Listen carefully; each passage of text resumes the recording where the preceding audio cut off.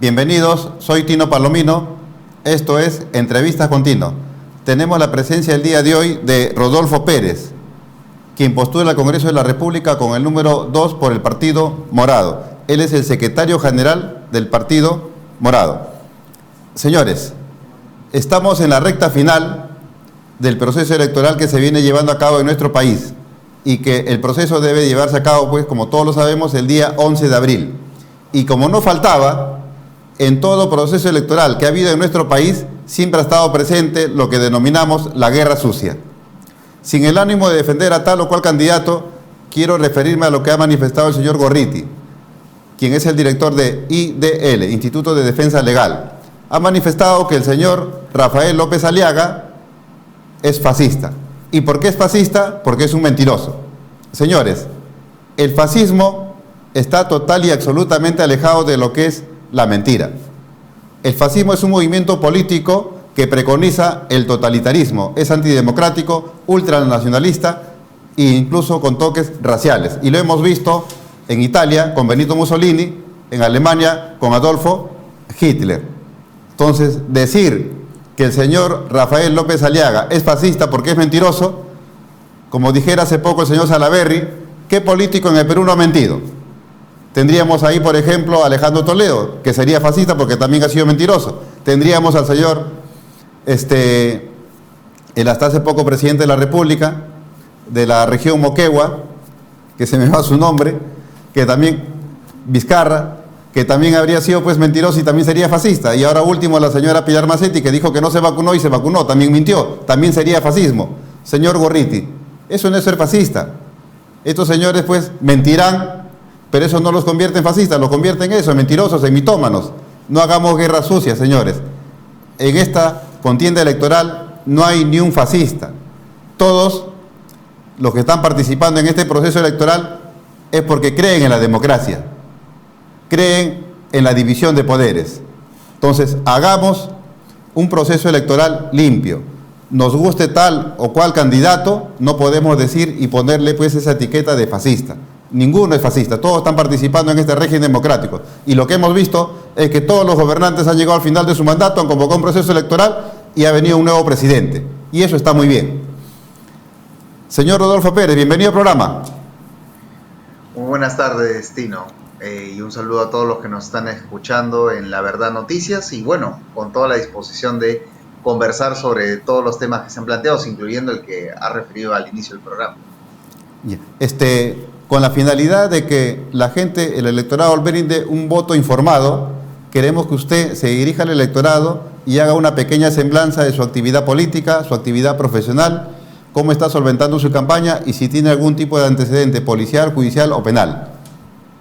Perfecto, muchísimas gracias. Mi nombre es Rodolfo Pérez, soy candidato al Congreso con el número 2 del Partido Morado.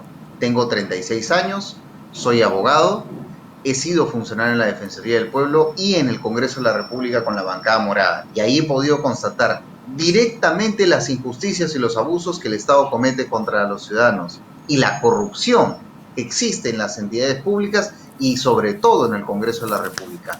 Voy al Congreso porque voy a plantear reformas profundas en el Parlamento para que sea un Parlamento transparente, sin corrupción y al servicio de la gente, que te escuche directamente a ti y que te pone a ti al centro de la acción legislativa. Es por ello que voy al Congreso y efectivamente para ir al Congreso y hacer reformas políticas y luchar contra la corrupción hay que tener una hoja de vida limpia.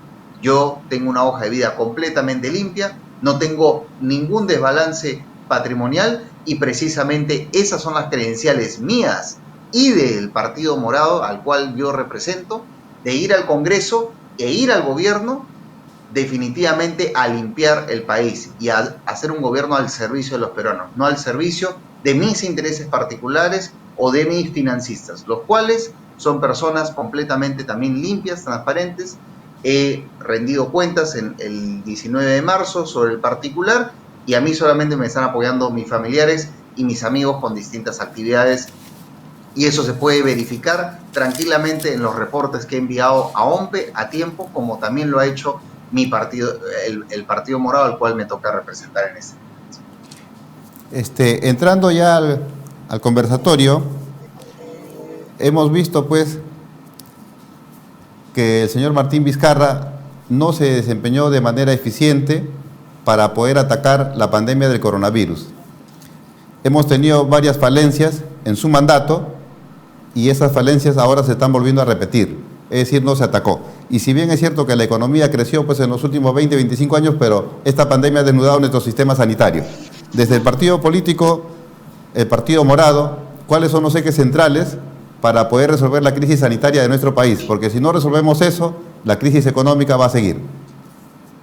Efectivamente, como bien señalas tú, Tino, si no se resuelve la situación sanitaria, la situación de la pandemia no se va a resolver. Hace unos días, economistas brasileños le han dicho al señor Bolsonaro, que es el presidente de América Latina que tiene la peor estrategia para combatir la pandemia, que es un presidente de extrema derecha que ha negado el COVID, se ha presentado sin mascarilla y muchas cuestiones adicionales más. Bueno, le han dicho directamente que si no se enfrenta a la pandemia, no se va a poder recuperar la economía.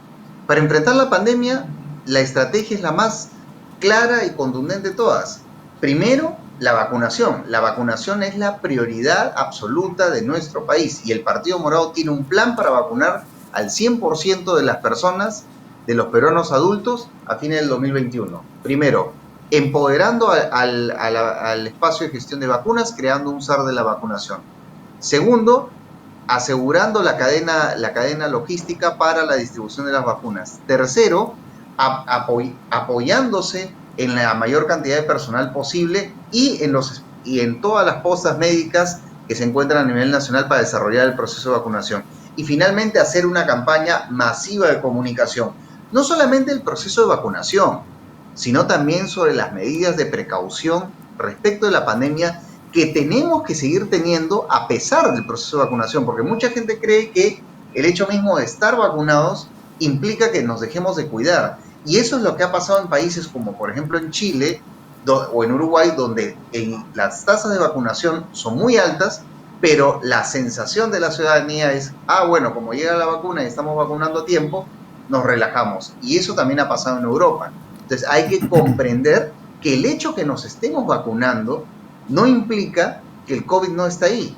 Y no implica que tengamos que relajar las medidas de seguridad. Y no implica que dejemos de usar mascarilla. Y no implica que nos dejemos de lavar las manos y utilizar el alcohol en gel. Entonces tenemos que ser muy agresivos en las campañas de comunicación y eso es un aspecto que al gobierno le falta trabajar más y que desde el gobierno del Partido Morado lo vamos a hacer correctamente, de que toda la ciudadanía debe seguir tomando las medidas de prevención respecto al COVID.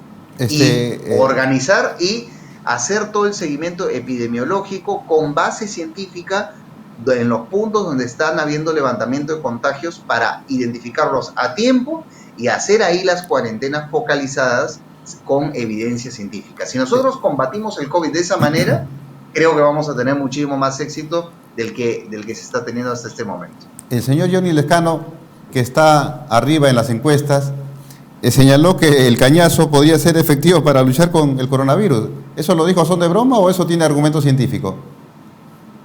Parece que lo dijo en serio, lo cual es más preocupante aún, y no tiene ninguna evidencia científica, como también la ivermectina ha sido catalogada por distintos estudios como un medicamento que no es efectivo para combatir el COVID. Entonces, nosotros tenemos que saber que dentro de la medicina pueden haber algunos aspectos paliativos o que nosotros lo podemos entender como paliativo, pero no tiene ninguna evidencia científica que eso sirve para combatir el COVID. Y nosotros tenemos que ser claros, nosotros tenemos que seguir los estándares internacionales para combatir efectivamente al COVID y seguir las experiencias exitosas a nivel internacional, que implica el rastreo efectivo del virus con pruebas moleculares efectivamente realizadas. En el Partido Morado, el candidato número 4 al Congreso es Edmar Lagatrillo, y es una persona que va a liderar este proceso desde el gobierno del Partido Morado.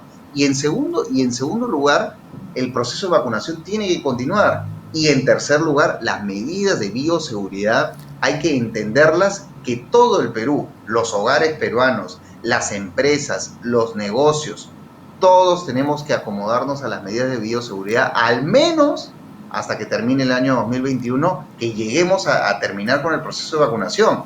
Y aparte de eso... Esa es la estrategia que nosotros tenemos que tener, y yo creo que eso tiene que ir acompañado, Tino, discúlpame que te interrumpa, de un pacto político. No puede ser posible que lo que ha ocurrido en el Congreso, en este Congreso en particular, donde los congresistas, debido a intereses políticos, porque en muchos casos sí hay ignorancia y desconocimiento, pero en otros casos, teniendo conocimiento político, los congresistas han generado inestabilidad política o han cuestionado el proceso de vacunación sin ningún tipo de argumentos. Entonces están saboteando directamente el proceso de vacunación. La ciudadanía lo que requiere es confianza y esperanza de que la vacuna va a funcionar. Las investigaciones sobre el tema de vacunación tienen que continuar porque lamentablemente en nuestro país hay una cultura de corrupción dentro de los funcionarios públicos que no solamente alcanza al gobierno central, también alcanza a los gobiernos regionales. Se acaba de descubrir una situación en Loreto también. Sí, entonces, tenemos que seguir haciendo la fiscalización, pero lo que no puede ocurrir, Tino, de ninguna manera, es desestabilizar el proceso de vacunación o desestabilizar políticamente al Perú. Porque otros países están avanzando porque tienen estabilidad política y porque sus políticos disculpe que lo corte, no están pero siendo responsables en ese sentido. Sí, no queremos tener un monólogo, sino un diálogo. Sí, por supuesto. Señor Johnny Lescano, aparte de eso, también ha prometido liberar la patente para traer las vacunas acá a nuestro país. ¿Eso es factible? Porque tengo entendido, por ejemplo, que cuando se dio lo del SIDA, también querían liberar las patentes de las vacunas, pero se negaron los laboratorios, ¿no? Porque dijeron, y después, ¿quién no resarce de esos millones que se han invertido? Finalmente nunca se liberaron las patentes para el SIDA, después de 10 años llegaron a los países pobres, pero ya porque era más barato, pero nunca se liberó. Claro, hacer la precisión que para el SIDA no hay una vacuna, sino son medicamentos retrovirales para el tratamiento. Efectivamente, ahí sí hay una controversia que es de tipo mundial y que efectivamente es algo que nosotros tenemos que implementar. Pero una cosa es que llamemos la atención sobre cómo hacer más accesible la vacuna a nivel internacional, y otra cosa muy diferente es lo que está señalando el señor Lescano. El señor Lescano dice que él les va a exigir directamente a los laboratorios que liberen la patente. Eso está completamente equivocado. El señor está proponiendo cosas que no son posibles ni viables en el corto plazo. Un gobierno que sea responsable para los próximos 5 años, su principal prioridad en el primer año es asegurar la vacunación de todo el territorio nacional con las vacunas que hoy se están distribuyendo en los laboratorios internacionales y comprarlas rápidamente. Los que están diciendo liberación de patentes, el cañazo, la vacuna a través de los privados, todo eso es mentira, todo eso no va a ser real. Los laboratorios no están negociando ahorita con privados. Ahorita los laboratorios no están liberando las patentes. Entonces, ni lo van a hacer. Responsabilidad, ni lo van a hacer. Entonces, la responsabilidad de un gobierno que es básicamente el encargado de adquirir y distribuir todas las vacunas a nivel nacional, es concentrarse en eso y ser transparentes y comunicarle bien a la ciudadanía: señores, la vacunación se va a hacer así, lo vamos a distribuir de esta manera, etcétera. ¿Y cómo es posible que un candidato que hace estas propuestas esté arriba en las encuestas? ¿Qué pasa con nuestro electorado? Lo que yo creo es que hay mucha expectativa de la ciudadanía en vacunarse. Y también creo que lamentablemente ha habido mucha desinformación sobre la situación del COVID, en la cual han contribuido los propios políticos, medios de comunicación y demás. Y la responsabilidad está en ese sentido, Tino, de nosotros también hacer una campaña responsable. Tú hace un momento hacías referencia a la situación de las mentiras dentro de la política. Yo creo que el señor López Aliaga sí es un mentiroso compulsivo, porque él no dice una mentira. O sea, él tiene varias sobre sus candidatos al Congreso, sobre también el tema de las vacunas. Ha dicho múltiples mentiras. Él está diciendo que en Estados Unidos, él acaba de decir hace un momento que en Estados Unidos hay vacunas y que están a disposición, y que el presidente Sagasti lo que debería hacer es tomar un avión e irlas a traer directamente. Pero las mentiras no es propia. Sí, pero la mentira no es propia de Rafael López Aliaga, porque mentiroso también ha sido el señor Martín Vizcarra. Incluso en este régimen, la señora Macetti, que ha sido ministra de Salud de Vizcarra y de este ministro, también nos mintió cuando dijo que no se vacunó y se había vacunado. Así es. Las señoras, y ahora mentiras, el entripado que hay ahí entre el presidente de la República y la señora Astete, ¿no? Alguien está mintiendo ahí. Sí, eso es evidente, porque los dos no pueden estar diciendo la verdad. Alguien está mintiendo, ¿no? Entonces, ahí yo me refería... Ahí claramente la canciller Astete primero ha dado una versión que la dio en su carta, cuando ella renuncia como canciller, y luego la ha cambiado. Entonces, seamos claros de quién está mintiendo y quién no está mintiendo, porque si ella sabía todo eso, en su carta de renuncia lo hubiese dicho desde un inicio y todo habría quedado bastante más claro. Ahora sí, bien, sino que aquí el asunto es que tenemos políticos que mienten, ¿no? Ese es el asunto. Pero de izquierda, de derecha, de centro, pero... Lo que tú estás diciendo es clarísimo, Tino. El hecho mismo de que mientan es lo que está generando este gran desconcierto de la ciudadanía. A esto hay que sumarles que la pandemia ha sido muy dura en nuestro país debido a, como bien ha señalado, problemas estructurales del sistema de salud que en esta pandemia han explotado. Porque también la situación de la salud en el Perú viene siendo postergada desde hace 20, 30, 40 años. La situación de los hospitales públicos en el Perú siempre ha sido calamitosa. Yo he trabajado en la Defensoría del Pueblo y me ha tocado ver esas situaciones. Los peores casos de violación de derechos humanos en el Perú siempre han estado en el rubro de la salud.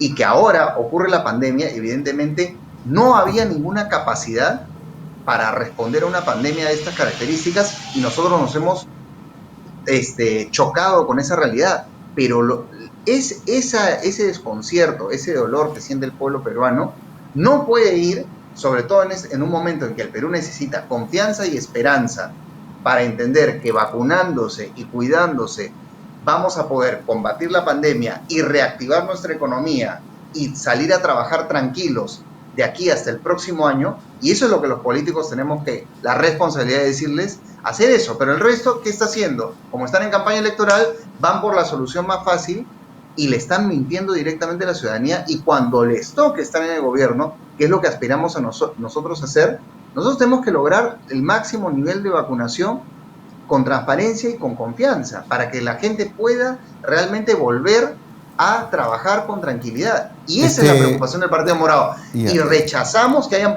políticos que estén utilizando a la gente, utilizando su miedo, su temor, para ganar una elección. Eso es realmente lo que no entiendo es lo siguiente. ¿Cómo es posible que la economía peruana haya crecido y hayamos tenido un sistema de salud deficitario, ¿no? ¿Qué ha pasado? ¿Qué ha pasado con nuestros gobernantes? Han tenido plata. No es que no haya habido plata, ha habido dinero, ha habido recursos. A pesar que Odebrecht se ha llevado mucho de lo nuestro, ¿no? Pero sí ha habido recursos. ¿Qué es lo que ha pasado? Indolencia, falta de gestión, ineptitud. Yo diría que en nuestro país no ha habido una cultura de derechos humanos. Y la salud nunca se ha considerado un derecho fundamental. Y lamentablemente todos los ingresos que el Estado ha tenido se han ido, como bien ha señalado Tino, en corrupción, porque hay un montón de hospitales regionales a nivel nacional a medio hacer, o terminados pero que no pueden funcionar porque no tienen el equipamiento, por todo el país. Y eso los peruanos que nos están escuchando lo saben y les indigna. ¿Qué siente un peruano cuando tiene que atenderse frente a una pandemia? Sale de su casa y lo que ve es un hospital público sin terminar de construir. O un hospital público que ha terminado de construir y no puede funcionar por falta de equipamiento. Así hay hospitales por todo el Perú de esa manera. Entonces la corrupción es lo que más daño nos ha hecho, pero en segundo lugar también considero que las prioridades políticas de los gobiernos de Toledo, ya de Fujimori ni digamos, porque Fujimori fue un gobierno que fue pensado para robar directamente, pero de Toledo, de García, Ollanta y Pedro Pablo Kuczynski, y evidentemente también Martín Vizcarra, no han hecho la inversión en salud que se requería para tener un sistema de salud que realmente permita a los peruanos combatir una pandemia de este tipo, como sí lo están teniendo con las limitaciones del caso, porque América Latina tiene este problema completamente, pero si tú comparas la situación de Chile y de Uruguay respecto de la del Perú, la diferencia es sustancialmente grande, siendo el Perú un país que ha crecido más económicamente que Chile y Uruguay los últimos 20 años. Sí, no se vio reflejado pues en nuestro sistema sanitario, ¿no? Como nosotros, y ese es el asunto, la gran falla del Perú, y por eso es que en el Partido Morado nos involucramos en política, gente joven como yo y otros más. La gran falla del Perú no está tanto en que nosotros no crezcamos económicamente. La falla del Perú es política, la falla del Perú es social, es estructural, y nos podemos ir a la misma historia del Perú. Claro, evidentemente los servicios de salud, ¿para quiénes son? Para los más pobres, para los más vulnerables, y lamentablemente los políticos no los han puesto a ellos al centro. No nos han puesto a nosotros al centro. No nos han puesto a todos los ciudadanos al centro. Se han olvidado de nosotros y lo único que se han hecho cuando han llegado al poder es hacer negocios. Cuando la gente lo que más continuando con el conversatorio. Sí. Continuando con el conversatorio, hemos visto en los últimos tiempos un enfrentamiento prácticamente a muerte entre el Congreso de la República y el Ejecutivo. Y yo estoy seguro que la población de nuestro país no quisiera que eso se vuelva a dar, porque lo que queremos es que cada uno cumpla con su función y empuje este barco llamado Perú a buen puerto. Y que todos vivamos pues con trabajo, con empleo, ¿no? Y eso no. ¿Qué es lo que se debe de reformar para que no vuelva a suceder lo que sucedió? Se ha disuelto el Congreso, se evacuó el presidente. ¿Qué se tendría que reformar? Lo que tendría que reformarse son dos cosas puntuales. Primero, la situación a nivel constitucional, estoy hablando. La situación de la cuestión de confianza. Ya hay una recomendación de la Comisión de Reforma Política de que no es posible que un gabinete esté pidiéndole confianza al Congreso cada vez que hay un nuevo primer ministro, cuando se asume que el pueblo le ha dado la confianza al Poder Ejecutivo para conformar el gobierno. Entonces, la cuestión de confianza no debería ser algo que cada vez que hay un nuevo primer ministro se esté pidiendo al Parlamento. Y debe establecerse mucho mejor, mucho más claramente cuando el presidente del Consejo de Ministros plantea una cuestión de confianza directamente al Parlamento para que se la dé sobre un tema en particular que garantice la estabilidad y continuidad del gobierno. Esto es número uno. Hemos tenido graves problemas con la cuestión de confianza. Hay toda una controversia constitucional que tiene que solucionarse. Segundo, las causales de vacancia del presidente de la República tienen que estar claramente establecidas. La causal de vacancia por incapacidad moral, hay toda una doctrina constitucional que señala que eso está referido directamente a aspectos que tienen que ver con el ámbito psicológico, psiquiátrico y de la salud mental del primer mandatario. Entonces, eso tiene que estar claramente establecido como una causal de vacancia. A todo esto yo creo que hay candidatos presidenciales que ahora sí podrían incurrir en esa causal de vacancia por incapacidad moral. Si tiene que ver aparte de eso...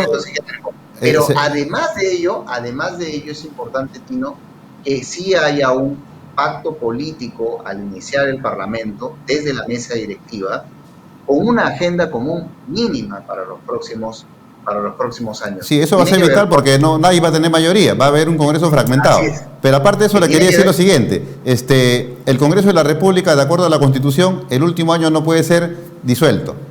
Y pienso yo, no sé qué es lo que usted piense, que el presidente de la República tampoco debería ser vacado en el último año, porque es un presidente de salida. Es una excelente propuesta, Tino. No tiene ningún sentido que se vaque a un presidente de la República que está de salida. Eso le daría mayor estabilidad política al país. Pero el gran problema que nosotros hemos tenido durante estos 5 años tiene que ver con las dos cosas que te comento.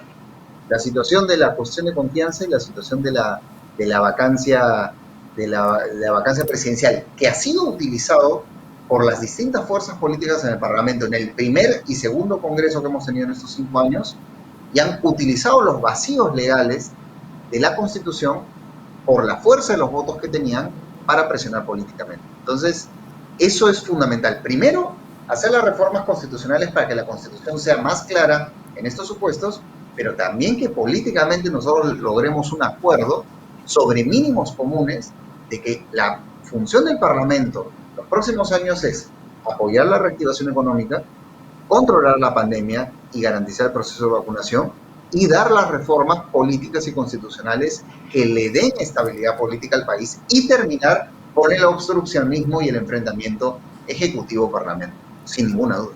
El país necesita estabilidad los próximos 5 años. En lo que es la lucha contra la corrupción, se ha suscrito pues un convenio con Odebrecht, que lo firma por el lado peruano el procurador, la fiscalía, ¿no? Y lo que no quiere pues el pueblo peruano es el secretismo. Hasta ahora no se conoce eso. Se ha manifestado que eso se ha homologado ante el Poder Judicial y todo lo demás, ¿no? Pero no se ha publicado. Habrá pues unas publicaciones pero han salido pues así como se dice a lo criollo por lo bajo. ¿Cómo evitamos la corrupción? Por ejemplo, en ese convenio se dice que Odebrecht va a pagar como reparación civil solamente 610 millones de soles en 15 años. Y lo que ellos nos han robado en lo que es adendas y en lo que es arbitraje más o menos llega a los 15.000 millones de dólares. Es decir, esa reparación civil es una bicoca. ¿Qué hacemos para combatir la corrupción? Lo que nosotros tenemos que hacer, Tino, es fortalecer el Ministerio Público. Lamentablemente, situaciones como las que estás comentando obedecen ya más a un problema de fondo del Ministerio Público. El Ministerio Público necesita más herramientas que un equipo especial. Un equipo especial, si bien el equipo especial ha logrado mucho más que otros países en poder averiguar qué es lo que ha pasado en la corrupción de Odebrecht, pero lamentablemente no ha tenido las herramientas para poder hacer acusaciones sólidas contra los políticos y empresarios que se han beneficiado de forma ilegal y traicionando al pueblo en este tipo de licitaciones. Entonces, ese es el asunto de fondo, hoy por hoy, que hasta el día de hoy, a pesar de tener un convenio, a pesar de que existe un equipo especial, no se sabe toda la verdad, es decir, todas las personas involucradas en el caso Lava Jato, pero sí se han logrado algunos testimonios importantes, y además de ello, no se tienen las acusaciones y tampoco las sentencias. Entonces, Tino, lo más importante ahorita es luchar contra la impunidad. Lo que más le fastidia al peruano es que los corruptos sigan libres, o peor aún, postulen en otros partidos políticos y se vayan reciclando. Y la otra cuestión que es importante es que la evidencia científica, todos los estudios sobre corrupción a nivel psicológico, sociológico y jurídico, le dicen que el mayor incentivo para que un corrupto no sea corrupto es que no sea descubierto y que no sea sancionado. Entonces, sí, pues, el gran problema del Perú es justo lo que tú dices, la falta de transparencia, porque no se sabe si hay corrupción o no hay corrupción, no todo está transparente. En segundo lugar, que el corrupto debe ser sancionado, porque si hay impunidad y no hay transparencia, la corrupción va a seguir siendo, va a tener otra cara. Ya no va a ser, el otro problema que tenemos es que tenemos... Sí, el otro problema que tenemos es que tenemos un sistema de justicia que prácticamente todo presidente que entra trata de capturarlo. Eso lo vimos, por ejemplo, con Vladimiro Montesinos y Alberto Fujimori. Y también lo hemos visto con Martín Vizcarra, que prácticamente sometió el sistema de justicia de nuestro país, Poder Judicial, Ministerio Público, Junta Nacional de Justicia, Tribunal Constitucional. Por ejemplo, en el Vacunagate, la señora Zoraida Ábalos no ha comprendido a Germán Málaga. Prácticamente lo ha tratado como si fuese un minusválido mental. Dice que él no se podía resistir a las órdenes que le había impartido el señor Martín Vizcarra. Entonces, con este Sistema Nacional de Justicia tampoco vamos a poder combatir la corrupción. ¿Qué tenemos que hacer para tener instituciones independientes y autónomas? Yo coincido en tu análisis sobre el Ministerio Público y sobre el Poder Judicial. Sobre la Junta Nacional de Justicia tengo algunas reservas, ¿no? Más allá de las críticas que se les pueda hacer, sí ha habido un proceso donde se han nombrado un conjunto de personas y al menos se están dando sanciones sobre magistrados cuestionados. Y eso me parece que es positivo, porque lo que estaba generándose en el Perú era el reino de la impunidad. No podía ser que el señor Chávarri y otros más siguiesen en el Ministerio Público. Ahora bien, ese trabajo de la Junta Nacional de Justicia necesita recargarse con herramientas. Primero, la independencia a la cual tú haces referencia, que es fundamental.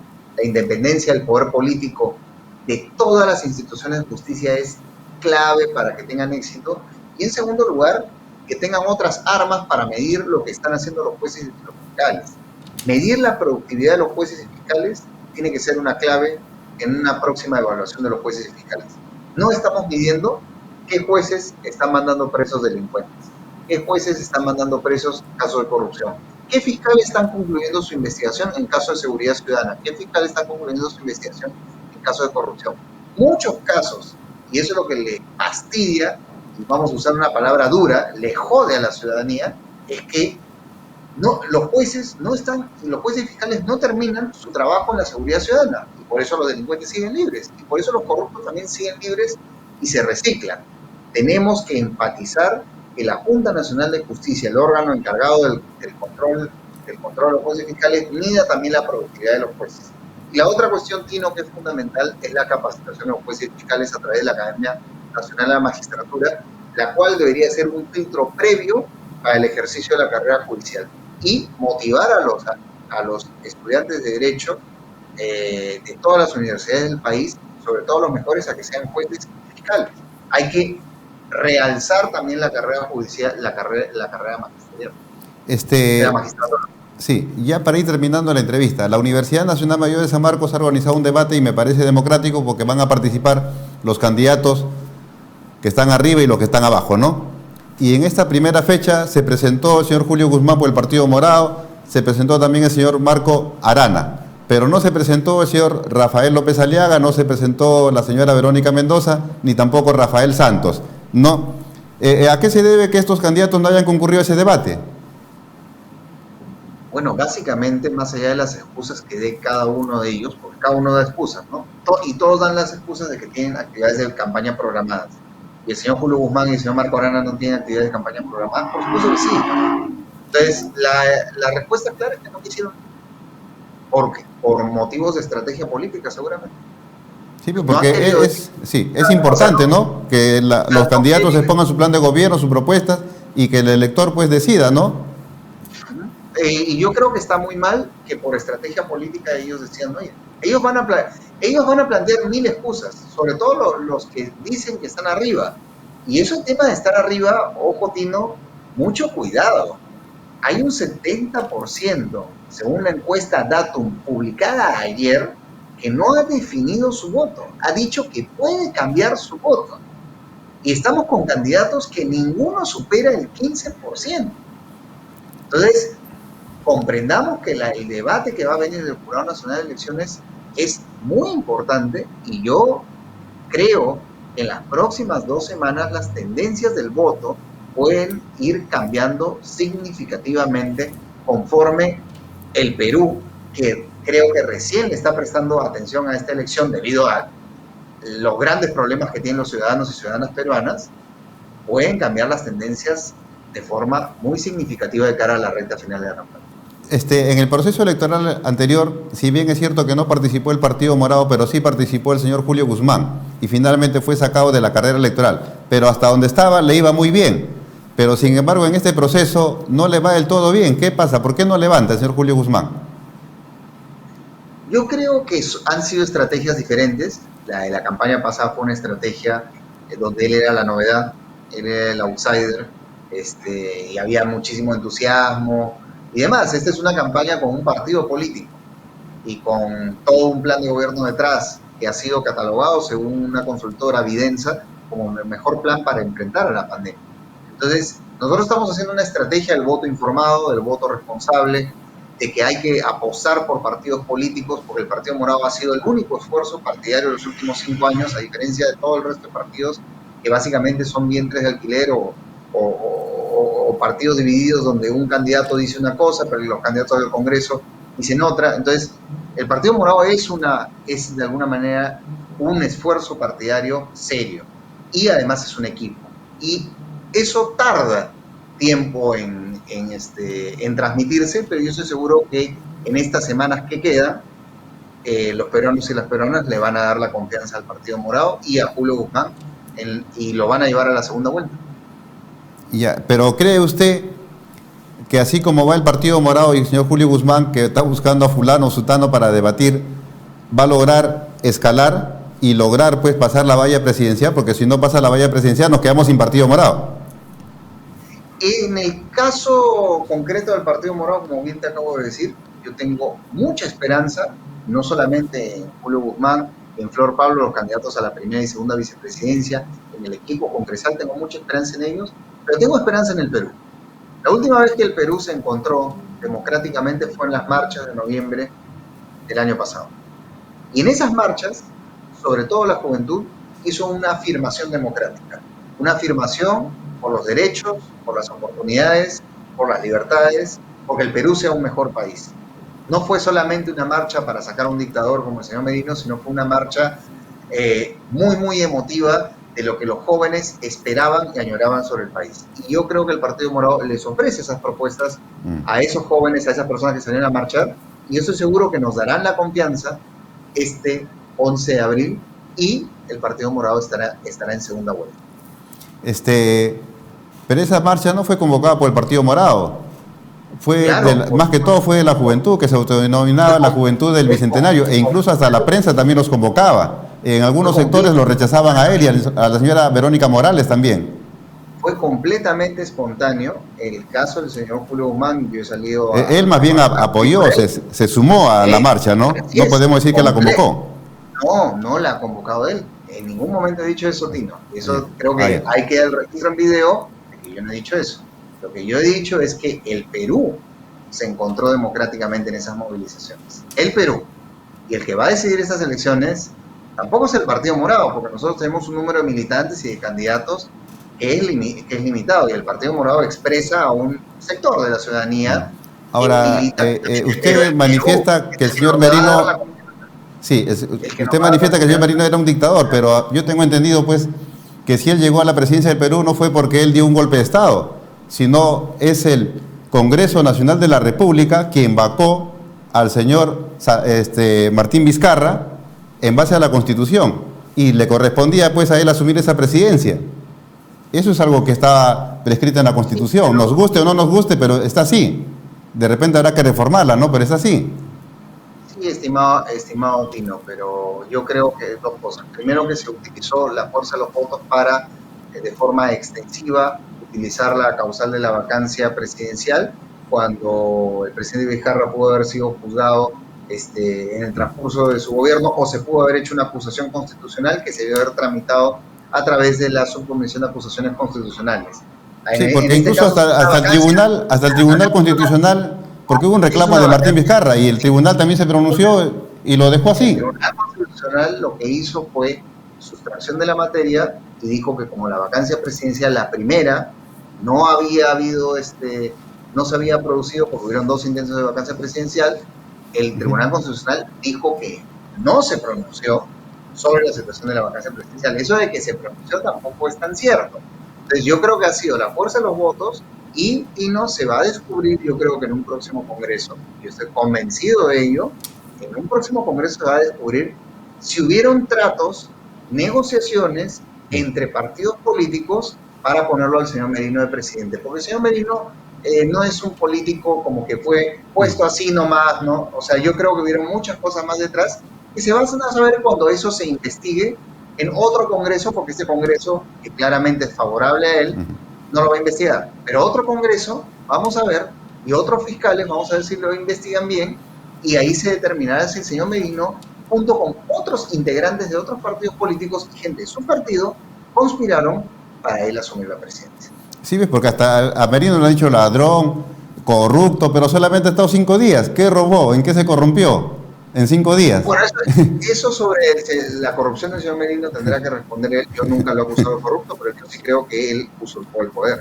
Y yo, de trabajar en el Congreso, al menos sí tengo evidencia que hubo una coordinación entre las organizaciones políticas ahí presentes y otras más para que el señor asuma la presidencia. Bueno, lo que yo pienso es que mientras respetemos el ordenamiento jurídico, respetemos nuestra Constitución, nos guste o no nos guste, estamos dentro del marco legal. Dictaduras fue la de Velasco, la de Morales Bermúdez y la que también implementó el señor Alberto Fujimori cuando pateó el tablero.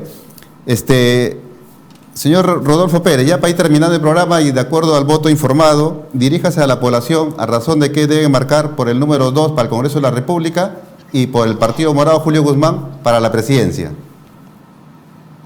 Bueno, agradecerte, Tino, por esta entrevista tan extensa y tan tolerante entre nosotros.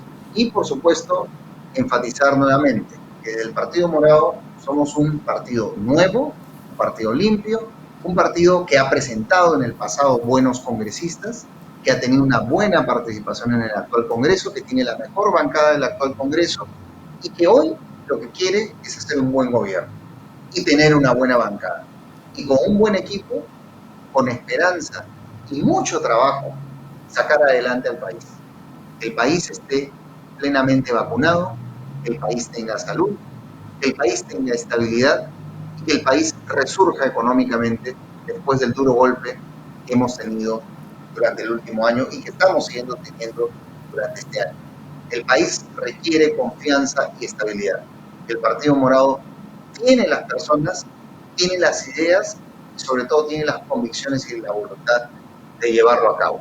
No vamos a permitir que haya impunidad, no vamos a permitir que haya inestabilidad, No vamos a permitir que haya otro atropello de la democracia o interpretación antojadiza de la Constitución, como consideramos nosotros en el Partido Morado que se ha dado. Y vamos a darle al país las mejores herramientas y a los ciudadanos los derechos y los servicios que la Constitución les reconoce. Vamos a trabajar arduamente para ponerlos a ustedes, a los ciudadanos y a las ciudadanas, al centro de nuestra acción legislativa, al centro de nuestra acción del gobierno. Soy Rodolfo Pérez y postulo con el número 2 del Partido Morado y le agradezco mucho a La Verdad Noticias y a Titino por la oportunidad que nos han prestado. Señor Rodolfo Pérez, estamos muy agradecidos con su participación. Hasta una próxima, y también queremos invitar a través suyo al líder de su partido, señor Julio Guzmán, para poder entrevistarlo y que haga una exposición de sus propuestas de llegar pues al gobierno. Señores, eso ha sido todo por hoy. Hemos tenido la presencia de Rodolfo Pérez, quien está postulando al Congreso de la República por el Partido Morado con el número 2, además es secretario general del Partido Morado. Hemos tratado temas de interés nacional que ustedes han visto, entre ellos tenemos el problema de la pandemia, el problema de la corrupción, cosas que tienen que resolverse para que nuestro país siga caminando. Señores, compartan este video, hagan llegar preguntas, sugerencias y nos vemos. Gracias.